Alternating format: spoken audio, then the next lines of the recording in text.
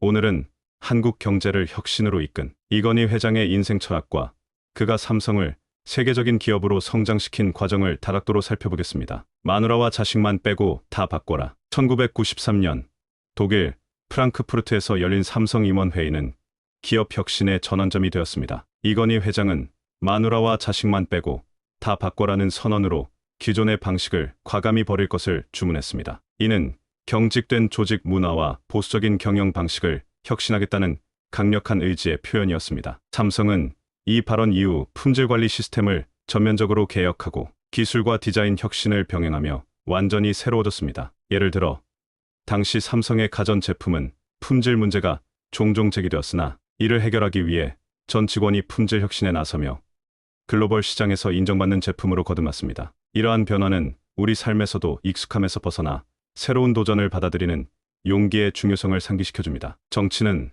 사류, 관료와 행정조직은 삼류, 기업은 이류다. 1995년 베이징 특파원 간담회에서 이건희 회장은 한국 사회의 문제점을 냉철히 분석하며 정치는 사류, 관료와 행정조직은 삼류, 기업은 이류다라는 발언을 남겼습니다. 이 발언은 당시 사회에 큰 논란을 불러일으켰지만 동시에 구조적 문제를 직시하고 해결하려는 계기를 제공했습니다. 그는 특히 기업이 국제시장에서 경쟁력을 갖추기 위해 혁신과 변화를 주도해야 한다고 강조했습니다. 이러한 직설적인 비판은 단지 문제를 지적하는 데 그치지 않고 사회 전반의 변화를 촉구하는 메시지로 받아들여졌습니다. 현실을 객관적으로 바라보고 개선점을 찾는 태도는 개인의 삶에도 중요한 교훈을 제공합니다. 1등만 기억하는 세상, 삼성을 이끌며 이건희 회장은 1등만 기억하는 세상이라는 철학을 바탕으로 최고의 자리를 목표로 삼았습니다. 그는 우리가 2등에 만족한다면 머지않아 10등으로 추락할 것이다 라고 경고하며 삼성의 모든 제품과 서비스가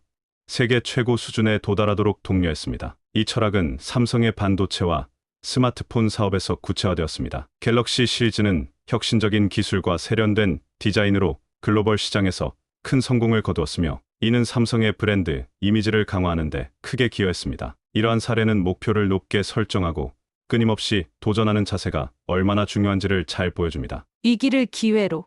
글로벌 금융위기와 같은 전례 없는 상황에서도 이건희 회장은 위기의 순간을 도약의 기회로 삼는 전략을 펼쳤습니다. 그는 위기는 누구에게나 오지만 극복하는 사람만 살아남는다며 위기 속에서도 투자와 혁신을 멈추지 않았습니다. 삼성은 반도체와 디스플레이 기술에 막대한 투자를 지속하며 시장 점유율을 확대했고 스마트폰 갤럭시 시리즈를 통해 기술 혁신을 이뤘습니다. 이러한 역발상 전략은 우리 삶에서도 적용 가능합니다. 어려움 속에서 가능성을 발견하고 이를 통해 더 큰 성장을 이루는 태도를 배울 수 있습니다. 100년을 내다보라. 이건희 회장은 단기적인 성과에 안주하지 않고 100년을 내다보라는 철학으로 장기적인 비전을 강조했습니다. 그는 지속 가능한 성장을 위해 미래를 위한 기반을 다지는 것이 기업의 진정한 경쟁력이라고 믿었습니다. 삼성의 반도체 사업은 이러한 철학의 대표적인 사례입니다. 그는 기술 개발과 인재 양성에 아낌없이 투자하며 단기적인 이익보다 장기적인 목표를 우선시했습니다. 이는 단기적인 만족보다는